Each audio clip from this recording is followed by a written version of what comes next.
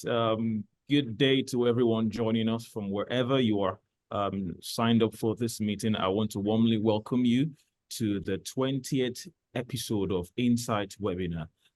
Peradventure, you saw the flyer online, or you were curious, or you were interested in the subject matter.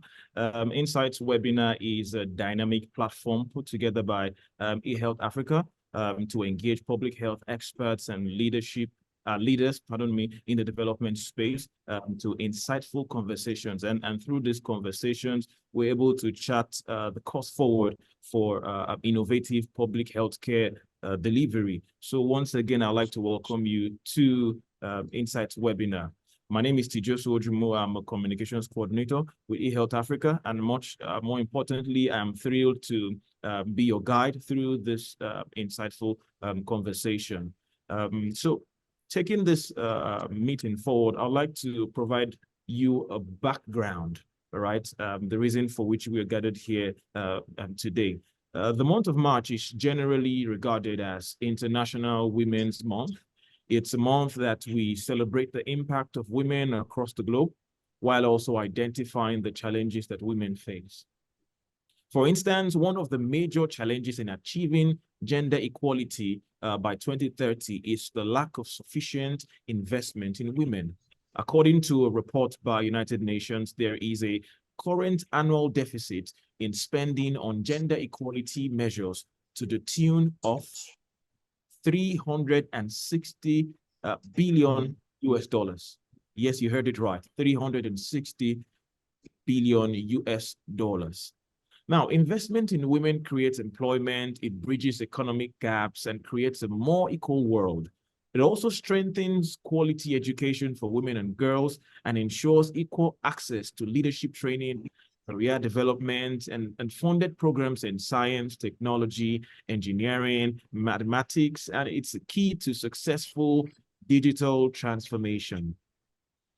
In line with the 2024 United Nations theme for the International Women's Day, this episode of Insight webinar will focus on the need to invest in digital skills for women to further accelerate growth and progress in the health sector and across all other facets of endeavor.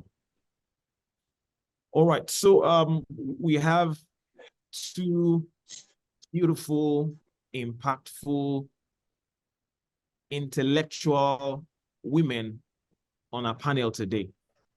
And I'll be going through their profile and, in no particular order.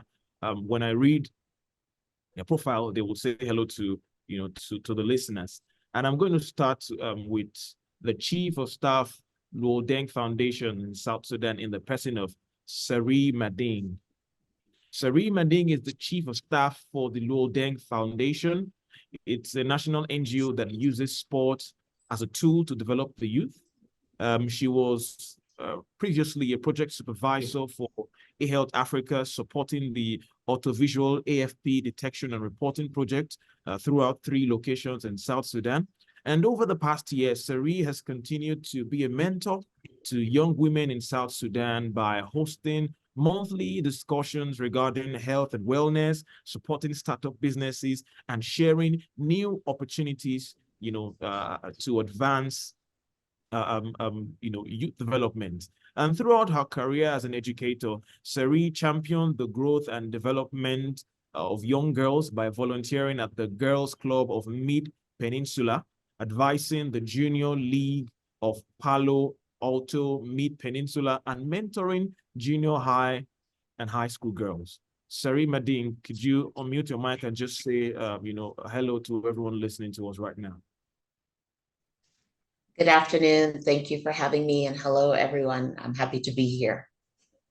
Thank you so much, Sari.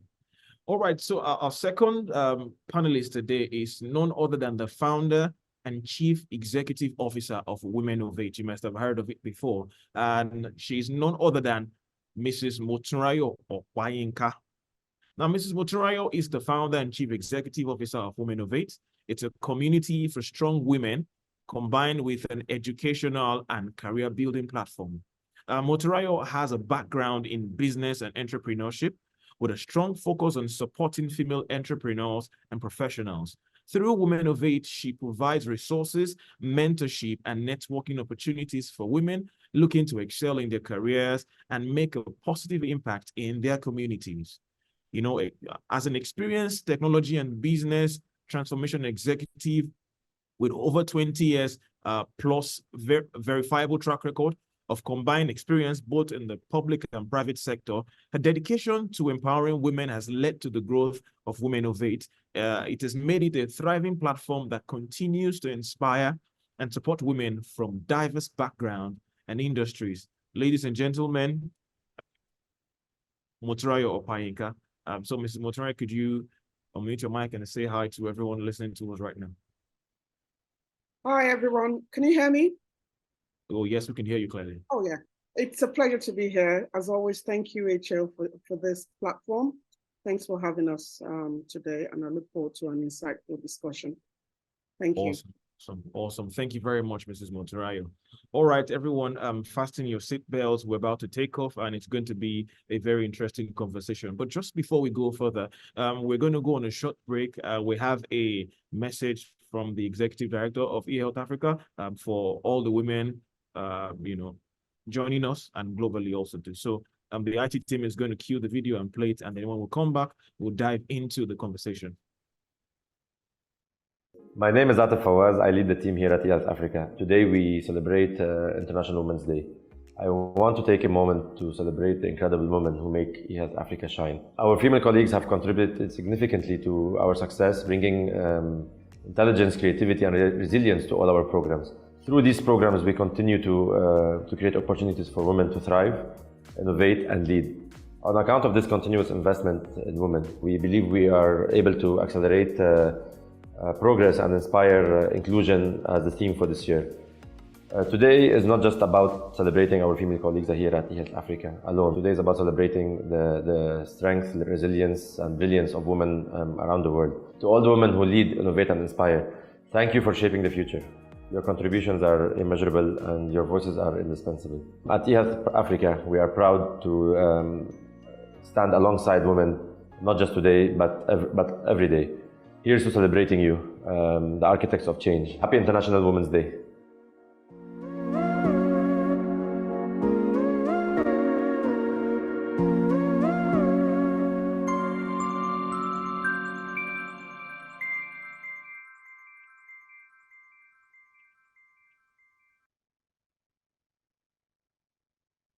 All right, you are welcome back from that short break.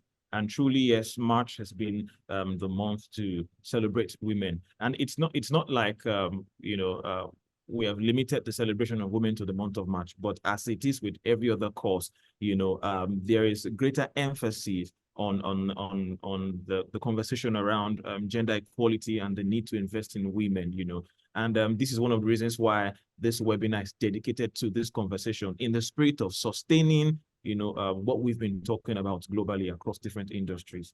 And so as an organization, eHealth Africa, we are glad to, be able to table this subject matter and push the conversation even further.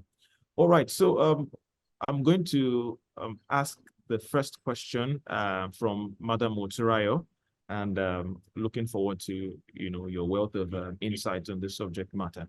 As the founder of Women of Eight, please kindly share your experience working and investing in women and how it is accelerating their progress.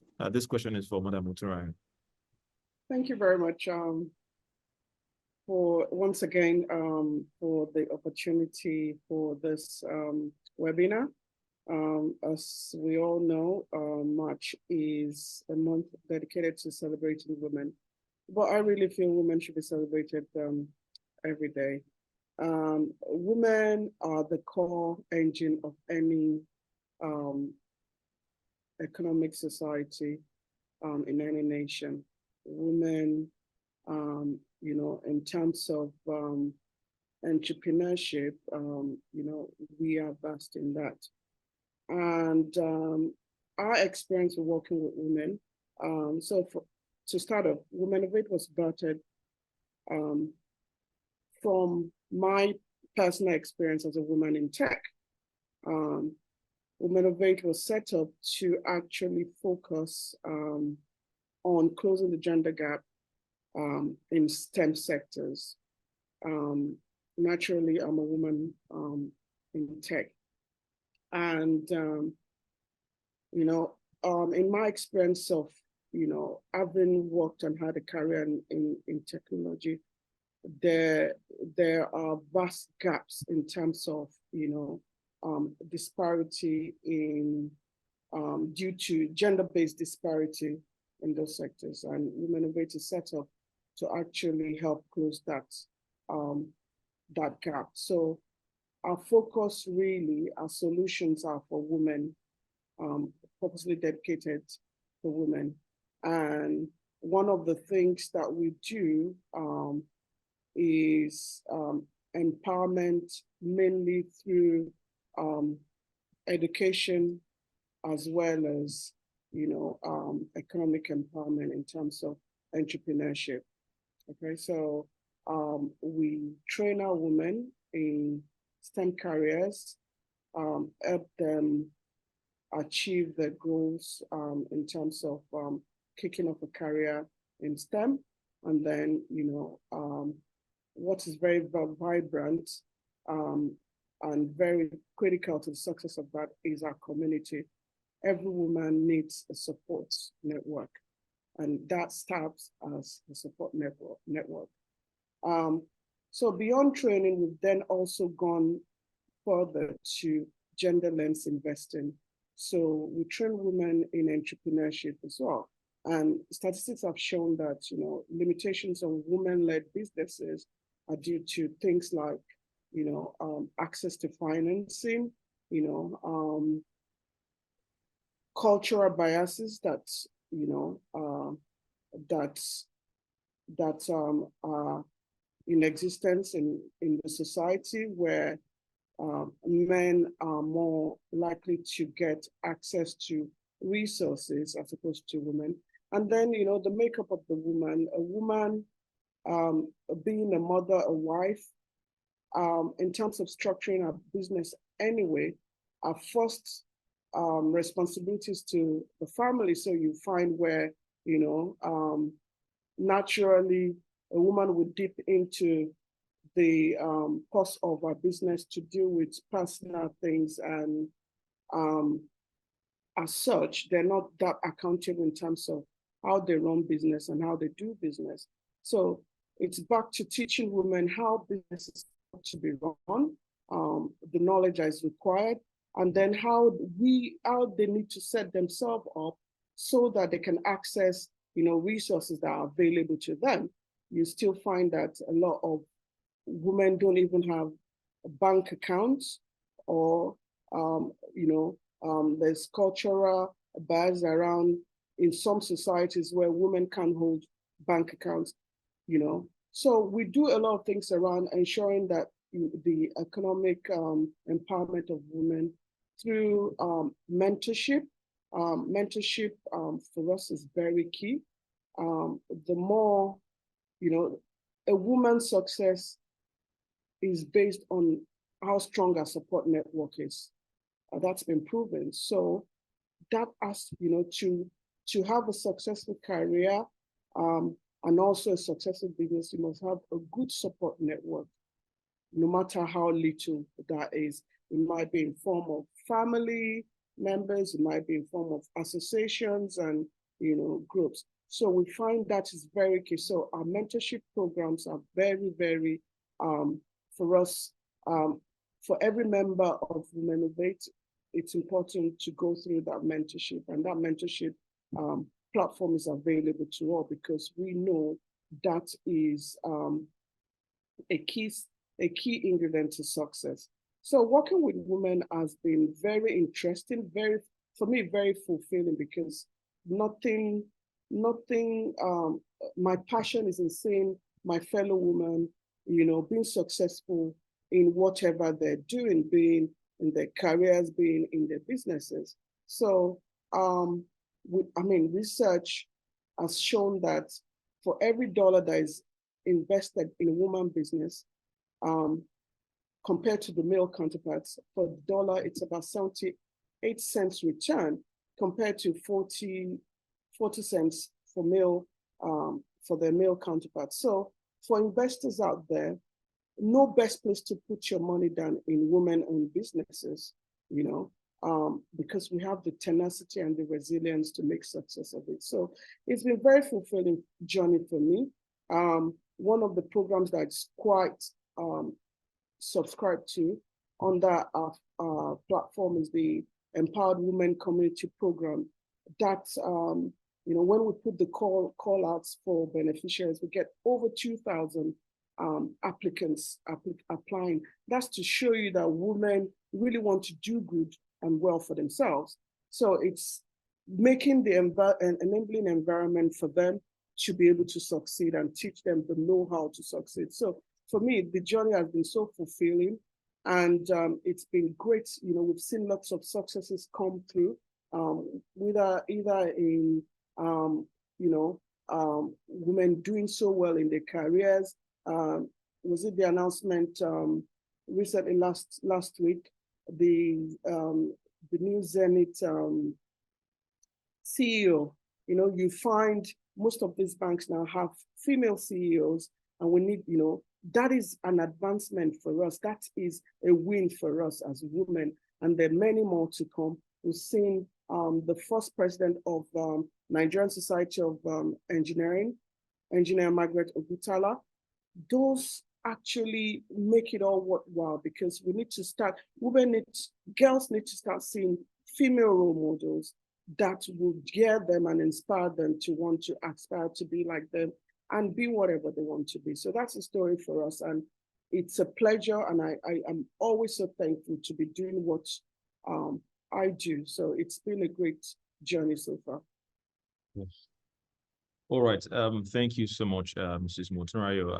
I think personally, I was very excited hearing all you've spoken about. I think you're doing a great work. It's popularly said that it's little drops of water makes the ocean. And even though, yes, the efforts are not there yet, but what you're doing is greatly appreciated. And that's why we have you, on this call today to also inspire people, who might also want to do what you're trying to do or want to collaborate or invest, Something you said that caught my attention is the fact that a woman's success is based on how strong her support network is. And that, is so true, so true. And it's important that we create stronger support systems for our women. I'd just like to let the audience know that if you have questions, please, you can put them in the chat box, and then we'll be able to take them at the end of this conversation. All right, so the next question is for Sari. Having worked with eHealth Africa, and currently you work with Lord Deng Foundation, can you please kindly share your experience working and investing in women and how it is accelerating their progress? Can we hear your own perspective, Sari? Sure. Thank you so much again for having me. As you mentioned, I am a former staff member or teammate with eHealth Africa, where I was able to really get around a lot within South Sudan to see the conditions of youth and young men and women throughout the areas that we were serving. As the current chief of staff for the Lord Deng Foundation, one of the things that we do is we use sport as a tool for development for youth. And one of the things that we do well is that we make sure that there's parity between our male and female participants in every project or program that we implement. And as of late, the last 2 years, we've run what's called the youth camp activities under USAID in 2022, and this year with under USA, but in partnership with Education Development Center, EDC, we're doing something similar. And so what we do is we allow our youth to partake into the STEM, science, technology, engineering, and math component of the camp. So it's a residential camp that we provide, and the young women are able to learn basic electricity under STEM. We really take them through mentoring processes to help them understand that their voices should be heard, that they should not be in the shadows. So as someone who's trying to encourage and help develop young women in particular, and definitely within the 21st century, it's important that we expose young women and girls to as much as possible. And that's one of the things that we're doing here in South Sudan through the Luol Deng Foundation. We've learned that a lot of the young girls and women, especially once they begin to learn things like basic electricity or putting together, we had a component STEM in the box where they created robots or did the connections for solar paneling. They were surprised that they could actually do it, that they could do it as well as boys. And then in learning that, hey, if we have just these few components, we can possibly monetize this in terms of charging centers for cell phones, lights, setups in the far out villages. So the girls that we see, or the young women that we see that get involved in the opportunity to learn more about science, technology, engineering, and math, you can just see an immediate change in how they perceive themselves as being somebody who can give back to their communities. All Am right. I talking too fast? Oh, no. You're talking just right on time. So thank you very much for sharing that. I think, while you were speaking, it's quite interesting to see how exposure can go a long way to affect the mind. And I like the fact that you mentioned that because truly the eye is the window to the soul. And so, just as you shared, exposing these young girls and women to these things, they are inspired and they can think and be and do more, So on their behalf, I'd like to say thank you for what you've done so far. All right, so the next question goes to Mutarayo. While you were speaking earlier, you made mention of the cultural bias that exists against women, women being empowered economically. In some places, women don't even have bank accounts and things like that. So this question is for you to dive deeper into this. What barrier or challenges do women face in accessing digital opportunities, and how can investment address these obstacles? Thank you. Yeah. So women face several barriers, and I'm just going to go through major 5 ones that has been case studies that we feel, if they're addressed, obviously will make a huge change and impact. The first one being limited access to technology. You find that in many regions, women are still limited to access digital devices, such as smartphones. Men naturally will get the latest phones, or, it's just, but a woman first would think of, okay, let me get this low level, the functionalities of the phone doesn't really matter to them. So as limited the functionalities as possible and cost, it's okay. A woman will easily go for things like that. So low level function gadgets like smartphones, computers, and generally the internet.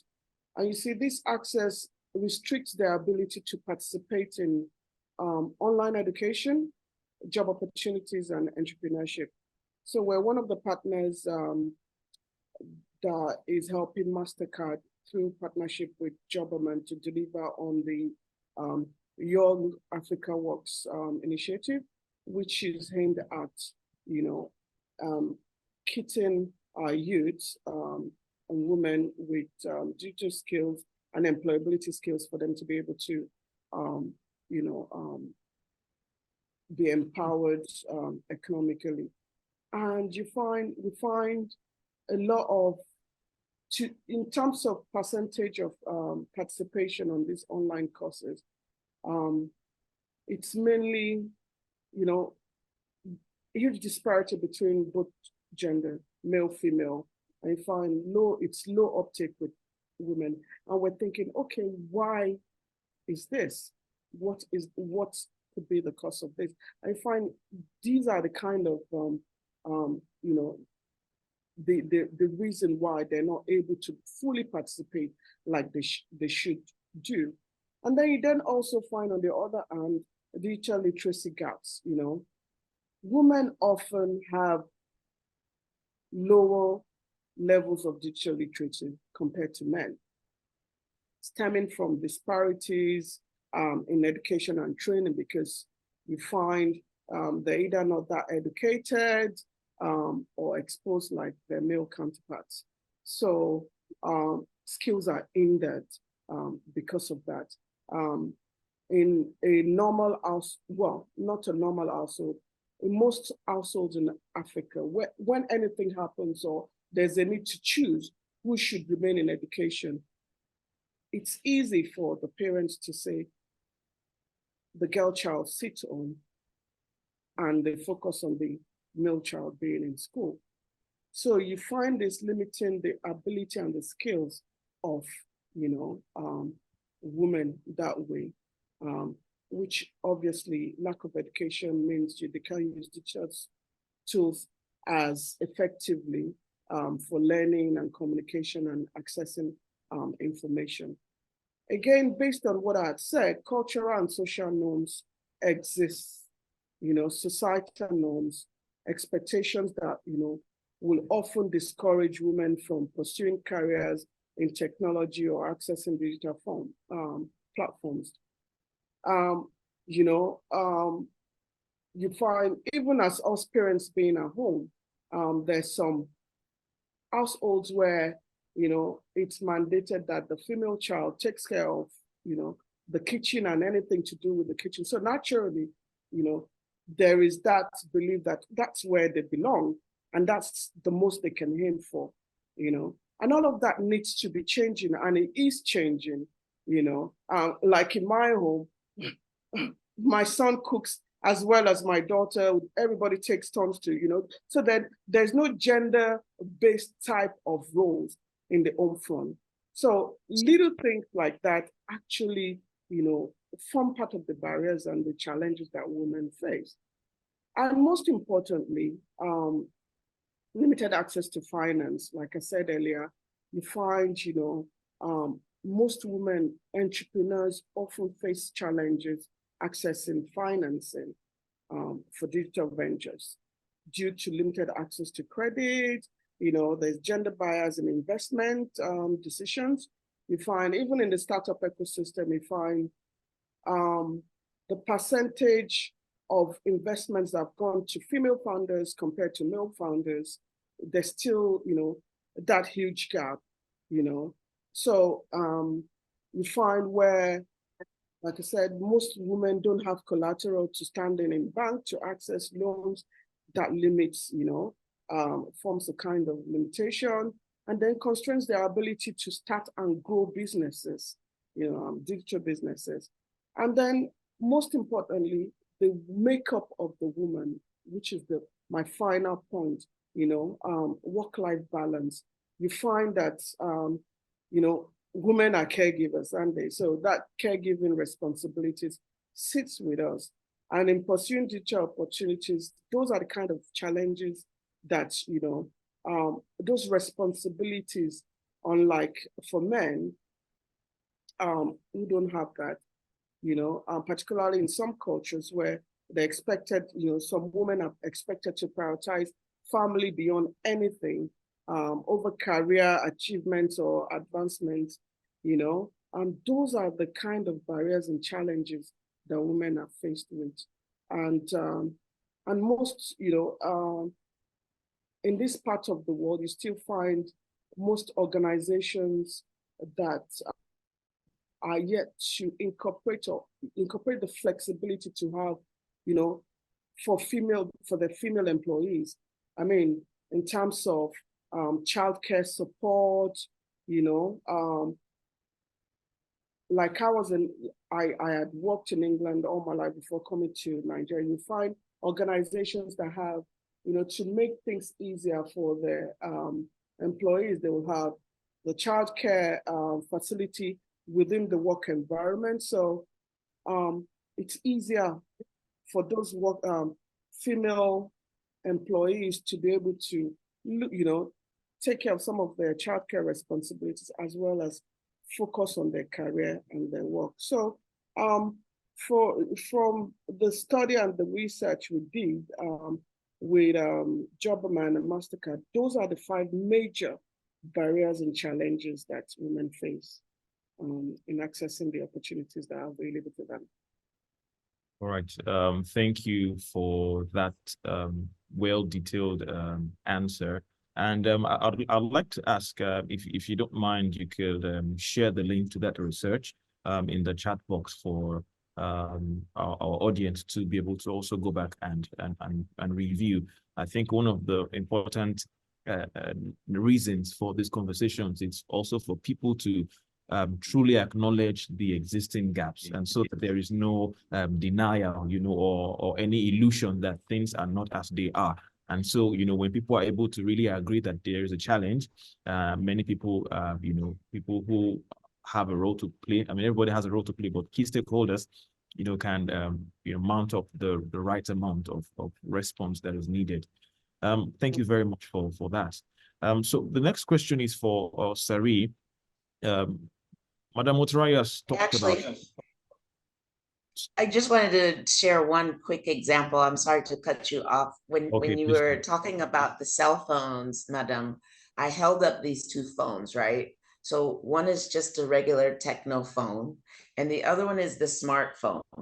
And in most cases here in South Sudan, when you're talking about women who have the potentiality to actually support themselves. For example, my sister-in-law lives in a village. She makes wonderfully handcrafted baskets and things that she could potentially sell if she could take a picture and send it through WhatsApp.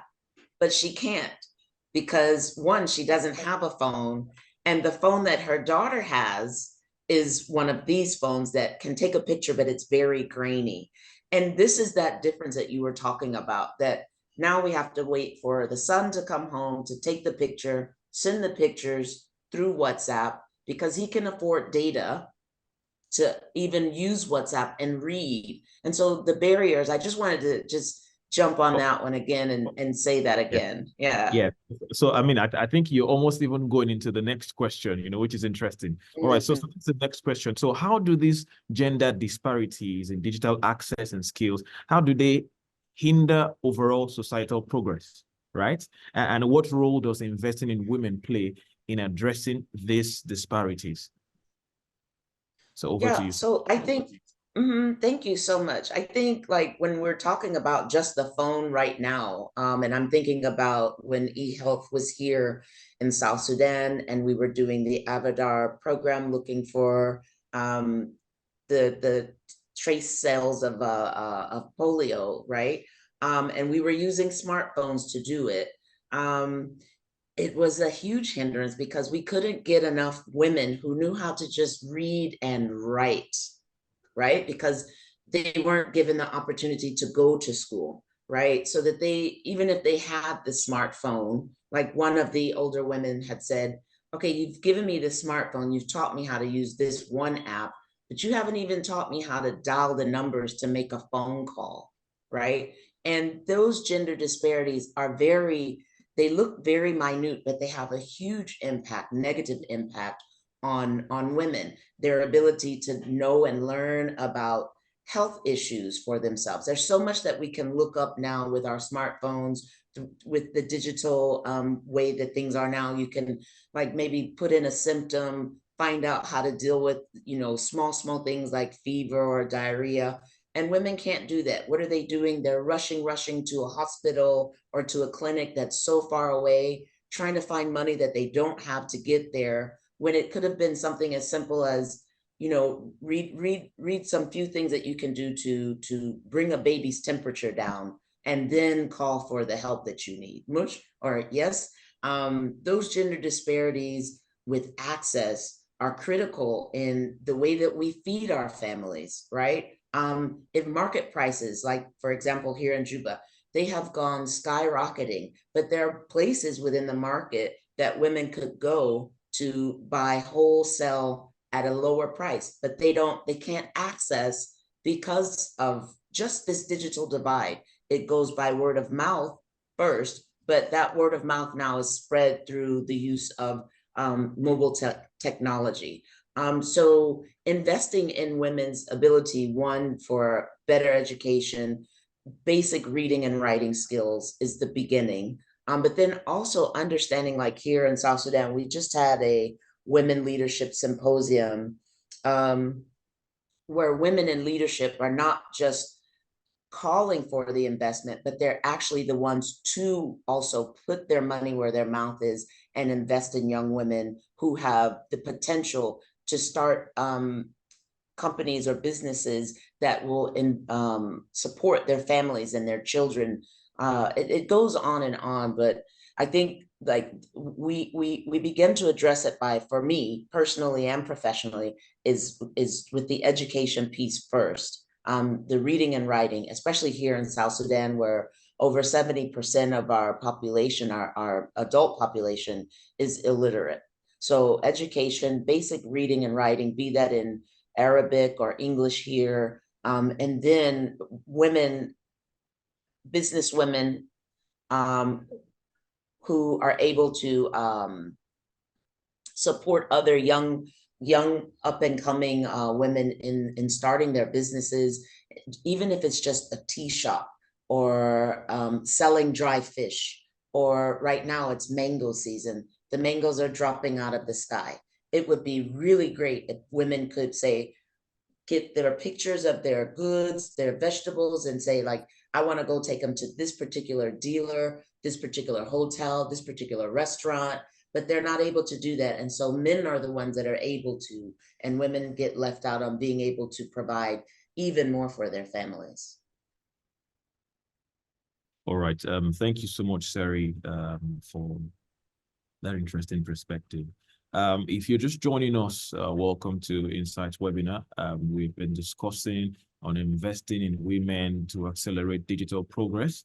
And we have on our hot seats, Madam Mutirayo, who is the founder and CEO of Women Innovate, and also Sari Mading, who is the Chief of Staff for Lodeng Foundation. And they've been sharing with us, from their own view, the challenges and the solutions, to women and their development globally. All right, so if you have questions, please ensure to put them in the Q&A box. We'll be going through them at the end of this conversation, and hopefully we're able to answer everyone. So I'm expecting to get questions from women listening and from men alike. All right, so to take the conversation further, Madam Mutirayo, what are the key areas we can invest in women to have the most significant impact on digital advancement? What are the key areas of investment in women that can yield, the greatest impact on digital advancement? Thank you. Just the topmost, just like Sari mentioned, is education and training. Education and training is the core. Women need to be supported to access education and training in STEM, which is very crucial. And most importantly, investing in initiatives that provide scholarships and mentorship programs, and other educational resources that can help close the gender gap in digital skills. So like as mentioned earlier, our flagship program, Empowered Women Community Program, you find that a lot of the beneficiaries that apply cannot afford it. And that's the case for most women. So that's where we get corporates come in and they sponsor beneficiaries for such initiatives. So there needs to be easy access to, scholarships, and most importantly, mentorship programs where these women are supported through to success. Okay. So education for me is the core of it all. If we invest significantly on education and training, it would help, provide digital advancement for women. Beyond that, entrepreneurship and innovation as well.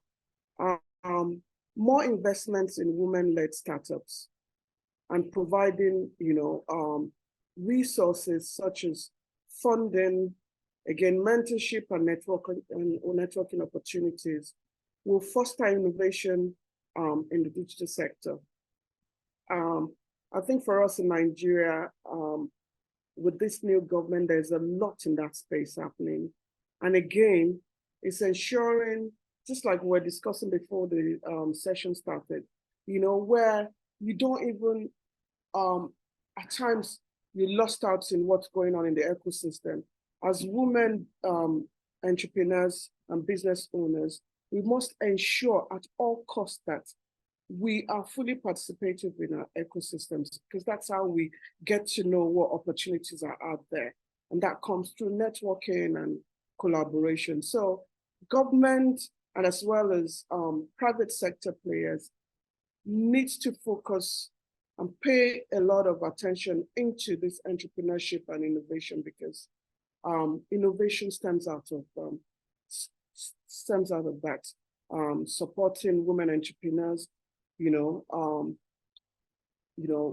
lead to more development of new technologies, products and services that can, address diverse market needs and challenges. So again, that's another significant impactful sector to focus on. Thirdly, leadership and representation. Very key, promoting women's leadership and representation in decision-making positions so that policies and decision makers, right policies can be made, to support women in this space. Driving inclusive policies and practices.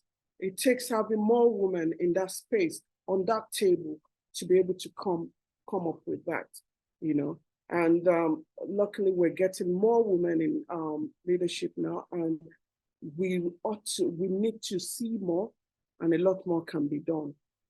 Investing in leadership development programs, leadership training, advocacy efforts, to help break down the barriers to advancement and ensure that women have a seat on the table in shaping the future of technology.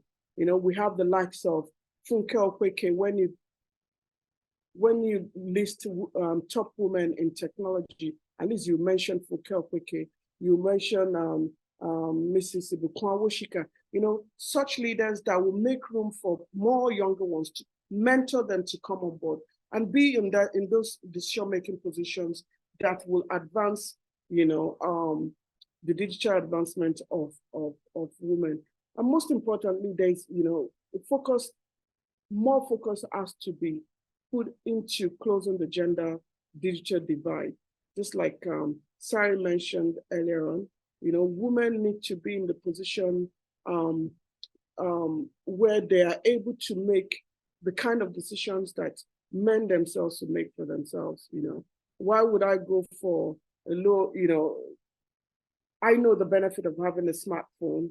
It takes me understanding and knowledge to be able to make that decision for myself. So bridging the gender divide, digital divide, is very key, and it ensures that women have equal access, to digital tools and resources that are available. And in all these initiatives that are put together in addressing this, we must make it equitable. Equitable in the sense that it meets everyone at their level. Women are faced with lots of responsibilities, How can we make sure that at whatever level they get access and they get the right training and education that are required for them to advance? So these key things are very, for me, those are the key areas where you see most impact if they are addressed in bridging the digital advancement of women. Thank you very much for That's a wonderful answer you provided. If I'm to recap some of the things you've mentioned, that are highly impactful: education and training in STEM, entrepreneurship support, leadership and representation, and so much more.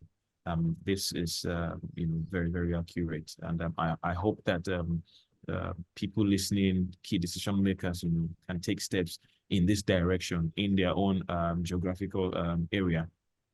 All right, so we're pressed for time. However, I'm hoping that we can cover all the questions and also take questions from the audience. So this is for Sari. Can you share examples of successful initiatives or programs that have demonstrated the importance of investing in women for digital progress? I'm so glad that you are asking this one, because in your recap of Madam Matarayo's statement, the one thing that I just underscored with a lot of lines was the mentorship portion. I think that that's the most successful initiative, at least here in South Sudan, is mentorship for our young girls. And I was looking at that as one of the questions also, like, how do we help young girls not get lost in this digital age, and on the harmful side? And I believe, again, it's the mentorship. So mentorship programs are really key on one. They support young women and girls by women like myself, women like Madame here, and other young professionals who are really involved in trying to see that young women and girls get involved in a more positive way and in a safe space to understand the importance of coming online, so to speak, in this 21st century. And I think that if we're able to invest in more of these types of mentorship programs, where you can attach a group of young girls, or two to three, to one sister. Like, we've had big sisters in the US where I come from. We have Big Brothers, Big Sisters program, right? Where you may have brothers and sisters at home, and they may not be in the profession that you think that you want to be in. So a mentorship program would pair you with, say, like a lawyer or a doctor or a coder, right? And you would be able to learn from them. What steps did they take to get the education that they needed? How did they make it through the different hurdles that were potentially blocking them from achieving their goals? And so the mentorship programs are the ones that I believe are very important that we invest in. Again, here in South Sudan, LDF, the Lowell Dane Foundation, it's one of the components that we have within our camps, within our basketball camps, that we have mentorship for our youth, both male and female, but particularly when we're talking about our girls, making sure that they, again, are exposed to not just sport, but to STEM, to mentorship, trauma healing awareness, gender-based violence awareness, things that they wouldn't normally know if they were just sitting at home, taking care of their little brothers and sisters, right? So the mentorship programs here are very helpful in making sure that young girls and women are exposed, that they can see themselves in the future doing and being more than a homebody.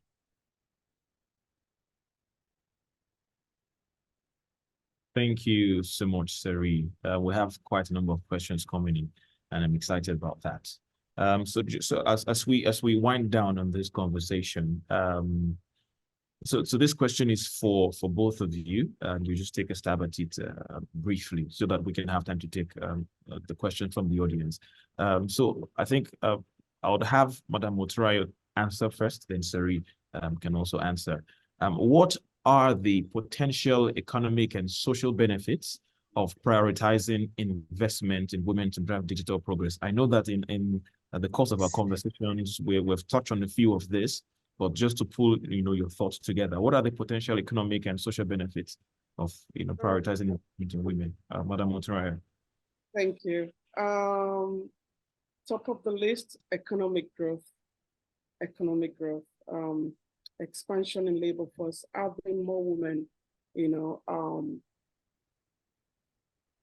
in this will lead to economic growth. Statistics shows that economic loss due to non-participation of women in STEM was at $42 trillion globally.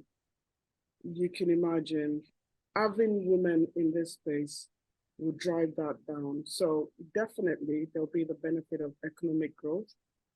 Increased participation of women will, contribute to higher productivity and competitiveness overall. Secondly, job creation. So there'll be more businesses, there'll be more opportunities for jobs, new job opportunities in sectors that, such as technology, e-commerce, digital services, which will reduce unemployment in any society. So definitely one of the benefits is job creation. Another one is innovation and creativity. Like our advocacy is increased participation in STEM, for inclusion, and most importantly, for inclusion, for diversity, and most importantly, innovation, new products, new way of thinking. We will enjoy more innovation and creativity. All right. Okay. So sorry, I might have to just interject a little bit. I know that, I mean, your guns blazing. I think we have some interesting questions that I would not want us to go off without taking. Right. Okay. So to that end. Sure. Okay. Sure. I just wanted to add to her list, healthier families. That's it. Everything that she said, I'm ticking, but in general terms, healthier families.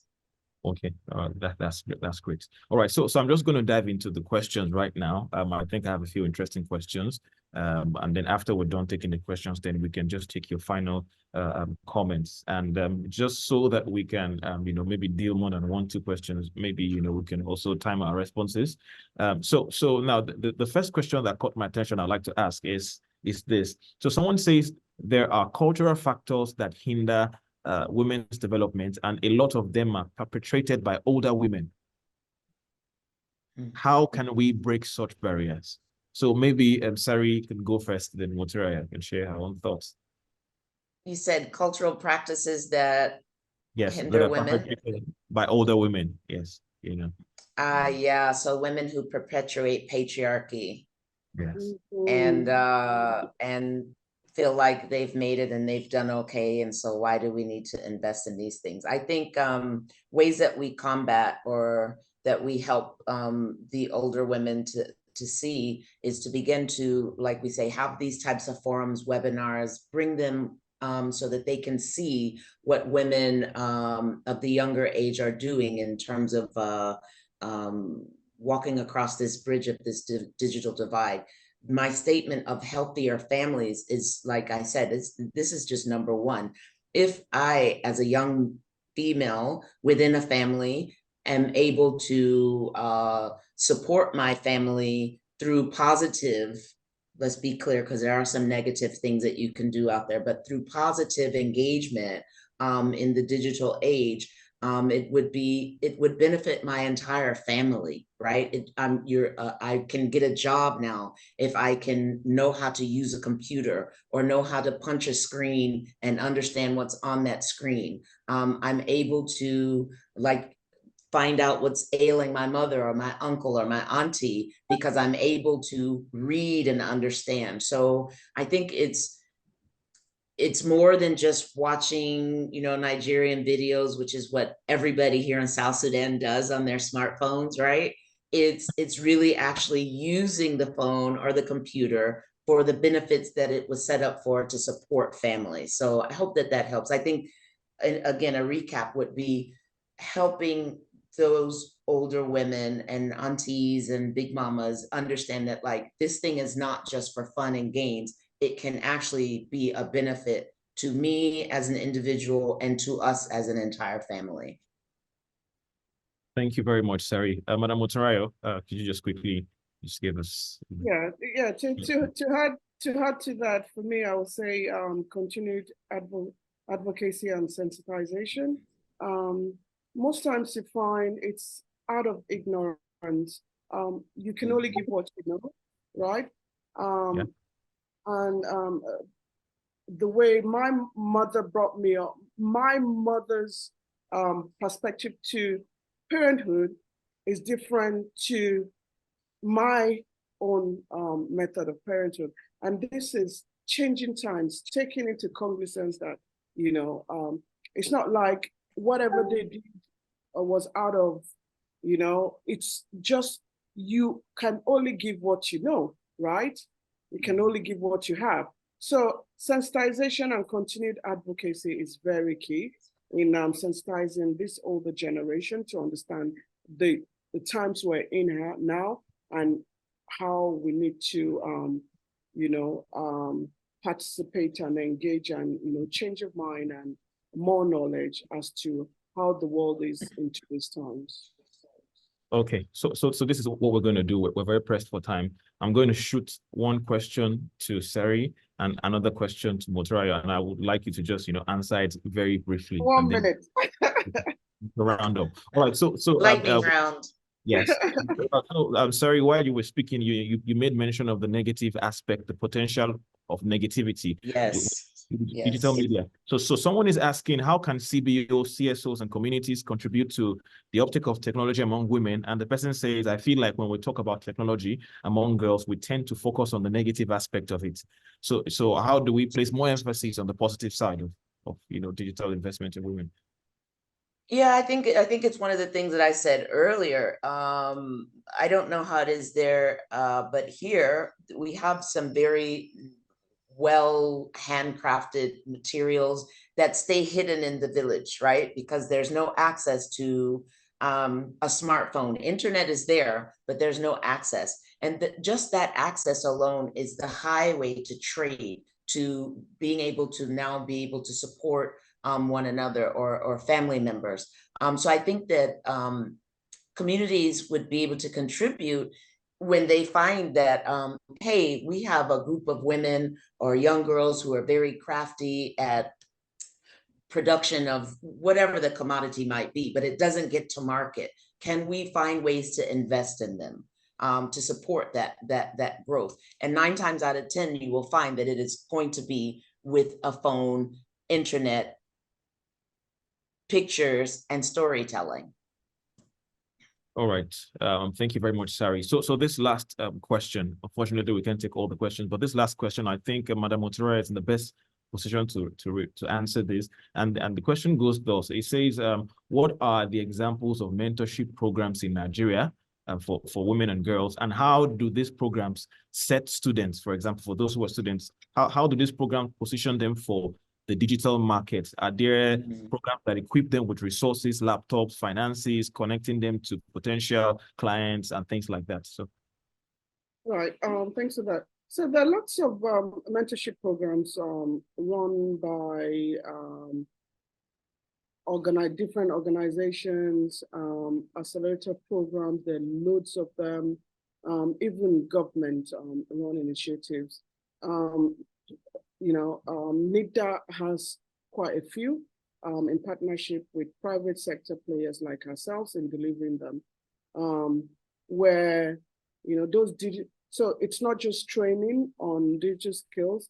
In addition to the training, they also get mentorship as part of the package. So there are loads of them out there.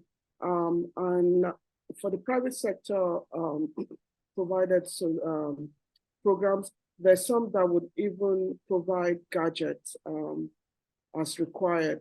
So there are lots of development organizations that are offering, different programs.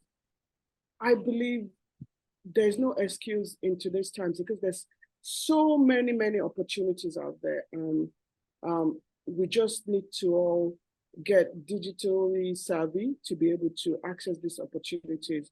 What do I mean by that? Being knowledgeable and being aware of that these opportunities exist. I know EHA has their own programs as well, their academy programs, And I know they do mentorship programs as part of that programs as well. So there are loads, different organizations, WIMBYs. I don't know if you've heard of WIMBYs. They have theirs as well. Like Sari mentioned, the sister program. I think WIMBYs does the sister program as well, where, a mentorship program where you take on secondary school students and mentor them. The thing is, as women, I always say, we need to put our mouth where our money is. Who are you mentoring? Everybody has something to give. And every woman should have another girl, child, or another woman that they are mentoring and supporting for success. So it's all, all of this is all down to us, and we all have a role to play, as well as the CSOs, the government and private sector players. Individually, we all have a role to play as well. Make sure that you're paying it forward for that child and supporting them rightly, and then your fellow woman. Thank you. All right, thank you so much. That is such a profound, I'll take that as a profound parting message for everyone. And so to just cap it off, Sari, could you just give us your parting message for women globally and those listening to us? Well, first of all, thank you so much for this opportunity to share and be on the webinar with just a great group of people. My parting message would be an echo of what was just stated, that we should all find a way to mentor somebody, a young girl who is in need to learn more, to do more, to be more, right? And I think that organizations, especially here on the continent, and we know that we are, 80% youth here on the continent, and that we need to really find ways to ensure that our girls are catching up with the rest of the world globally in this area of 21st century living. So I believe that my parting message would be that we actively and intentionally search for ways to get them involved and advocate for their capacity building. So thank you so much, Madam Motrayo Bainka. Thank you, Sari Mading, for this beautiful conversation. I wish we could go even further. It's been quite interesting hearing from you both the work that you've done so far and your perspective, around this topic of discussion. I hope that people listening to us have been able to get, more than just one thing, but quite a number of things to think about, to inspire conversations in their own spaces, and inspire people to contribute the right message in the boardrooms where they are at, the meetings they are in, and influence, positively for the sake of women globally. So once again, on behalf of eHealth Africa, thank you to all our guests and listeners. Thank you so much. We appreciate Thank you. Thank you. For the next edition on our screen, you can see eHealth Africa's social media profile. You can follow us on our social media handles, LinkedIn, Twitter, Facebook, and Instagram, and stay abreast of what we're doing, how we're changing Africa and public health, on this continent. And we also have our annual report that you can download to read about what the great work we've been doing. You can also follow our guests on their LinkedIn profile, to be inspired, with what they are doing. Women Innovate, Mrs. Motorayo and Sari.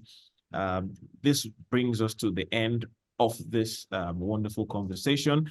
My name is TJ Suwojumo, and it's been a beautiful ride this afternoon. So thank you so much. Have a wonderful day, a wonderful rest of your week. See you at the 21st episode of Insight Webinar. Thank you so much. Thank you. Thank you. Lovely. Nice to meet you all. Lovely. Thank you. Thank you.